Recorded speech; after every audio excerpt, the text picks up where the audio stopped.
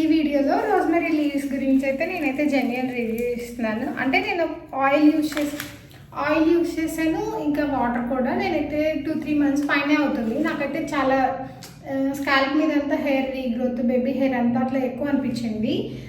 ఒక 2 మంత్స్ అయితే నేను కంటిన్యూస్గా యూజ్ చేశాను. తర్వాత ఒక 1 మంత్ అట్లా యూజ్ చేయలేదన్నమాట. అంటే దీనివల్లే పెరుగుతుందా లేదా అట్లా ఊరికే క్రాస్ చెక్ చేయడానికి. ఇది యూజ్ చేసినప్పుడైతే బాగుంది, ఆపేసినప్పుడైతే ఓకే ఉంది, కొంచెం హెయిర్ ఫాల్ అలా ఉండింది.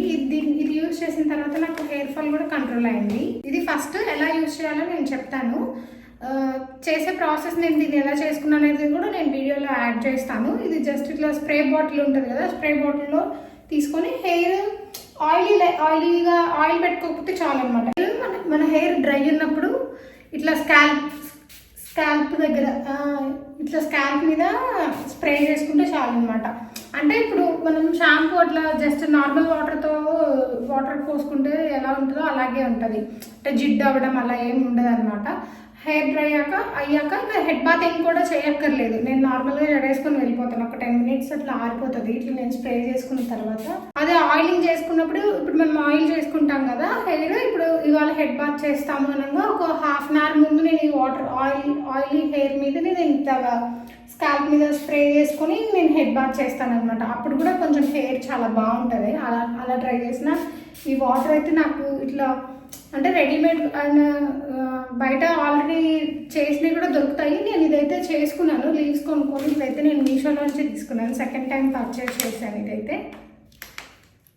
ఇదైతే ప్యాకెట్ జిప్పర్ ప్యాకెట్లో వస్తుంది అనమాట. మనం క్లోజ్ చేసుకోవచ్చు. నేనైతే కొంచెం ఎంత అవసరమో అంత యూజ్ చేసుకుని మళ్ళీ క్లోజ్ చేసి పక్కన పెట్టేసుకుంటాను. తర్వాత నెక్స్ట్ టైం యూజ్ చేసుకోవచ్చు.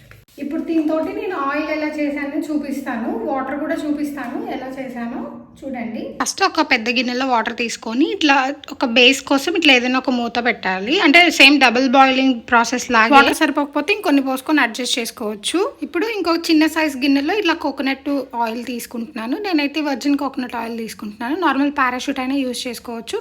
ఇప్పుడు ఈ గిన్నె తీసుకెళ్ళి ఇప్పుడు మనం స్టాండ్లో మూత పెట్టుకున్నాం కదా, దాని మీద కొంచెం వాటర్ అయితే తగులుతుండాలి గిన్నెకి. డైరెక్ట్ బాయిల్ చేస్తే ఏంటంటే దాంట్లో ఉన్నవన్నీ పోతాయి, బెనిఫిట్స్ మనకి అట్లా లాస్ అయిపోతాము. సో నేను ఇట్లాగా నిదానంగా ఇలా చేస్తున్నాను అనమాట. కొంచెం ఫస్ట్ రోజ్మెరీ లీవ్స్ వేసేసి ఇట్లా జస్ట్ ఊరికి కలిపేసి అలా ఉంచాను. తర్వాత కొంచెంసేపటికి వాటర్ పొర్లుతాయి కదా, అప్పుడు అది కూడా ఆ వేడికి ఇది హీట్ అవుతుంది, చిన్నగా నురుగలా వస్తుంది అనమాట పైన. మీరు అబ్జర్వ్ చేస్తే ఇలా వచ్చాక ఒక 2 మినిట్స్కి ఇంకా కలర్ కూడా షేడ్ అయిపోతుంది అనమాట, గ్రీన్ కలర్లోకి వస్తుంది ఆయిల్. లాస్ట్లో నేను ఏం చేశానంటే స్టవ్ ఆఫ్ చేసిన తర్వాత ఇట్లా మందారం పూలు ఉంటాయి కదా, ఆ పూల పౌడర్ ఉంటే వేసుకుంటున్నాను. డైరెక్ట్ మందారం పూలు ఉన్నా వేసేసుకోవచ్చు, మనం వేసుకున్న పౌడర్ అంతా ఆయిల్లో మిక్స్ అయ్యేలాగా ఒకసారి మంచిగా కలిపేసి నేను వాటర్లో అలాగే వదిలేసాను అనమాట. అక్కడే చల్లారిన పౌడర్ ఫ్లేవర్ అంతా ఆయిల్లోకి బాగా ఇన్ఫ్యూజ్ అయిపోతుంది అనమాట. ఇట్లా కలర్ కూడా కొంచెం మెరూన్ షేడ్లోకి వచ్చేస్తుంది మనం మందారం పొడి వేసిన తర్వాత. ఇది వచ్చేసి రోజ్మెరీ ఎసెన్షియల్ ఆయిల్. నేను ఇందులో అంటే 2.5 ml వేస్తున్నాను. ఆప్షనల్, మ్యాండేటరీ ఏం కాదు. ఇంకా ఇది వేసుకుంటే ఇంకొంచెం బాగుంటుంది, ఇంకా బాగుంటుంది. హెయిర్ ఫాల్ తగ్గుతుంది, హెయిర్ రీగ్రోత్ కూడా అవుతుంది బాగా. ఇప్పుడు ఇదైతే నేను స్ట్రైనర్లో స్ట్రెయిన్ చేసుకొని ఒక బాటిల్లో పోసి స్టోర్ చేసుకుంటాను. ఇదైతే 2-3 మంత్స్ దాకా ఉంటుంది, పాడేం అవ్వదు ఎన్ని రోజులున్నా. వీడియో అయితే అయిపోయింది. నాకైతే బాగా సాటిస్ఫాక్షన్ అనిపించింది రిజల్ట్స్. కంటిన్యూస్గా ఒక 1 మంత్ వాడితే మనకే డిఫరెన్స్ అర్థమవుతుంది. ఒక 10 to 15 డేస్కే రిజల్ట్ అర్థమవుతుంది. అంతే వీడియో. బాయ్.